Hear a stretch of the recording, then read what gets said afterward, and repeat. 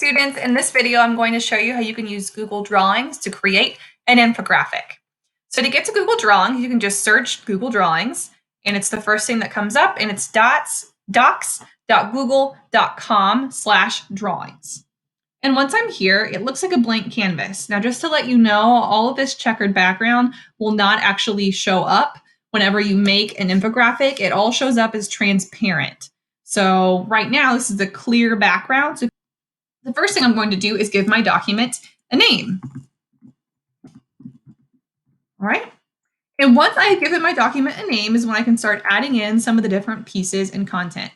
If I want to make my infographic a little bit bigger, this is a very square piece of paper right now, I can go to Page Setup and I can change the dimensions. All right. So I can do widescreen or custom. Widescreen will make it more like the shape of a Google slide. So if that's what you would prefer, you can totally do that. If you want it to be a longer document, you can change that as well. All right, if I wanted to change the background on this, I can right click and do background, and I can select from these different options. So let's say I want mine to be blue.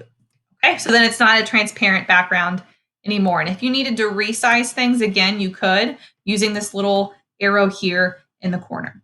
All right, to start adding content to my Google Drawing infographic, I can do insert, and I have some options here. I can add pictures from my computer or search Google or from a Google Drive.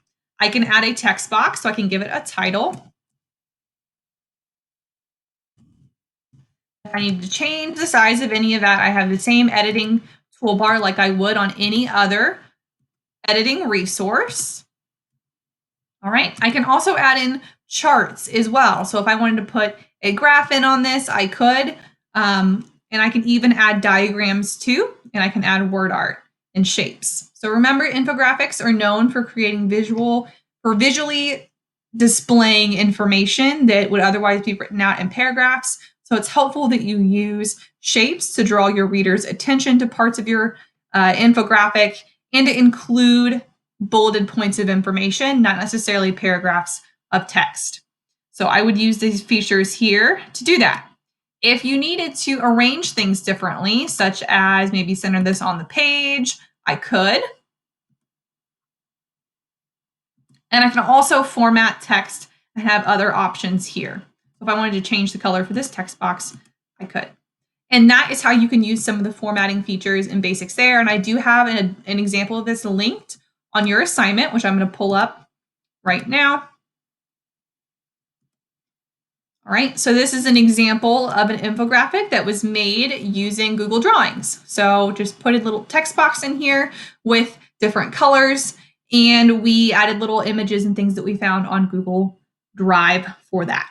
Okay, whenever I'm finished, I'm going to click the share button, and it's going to bring up the sharing menu like any Google resource does.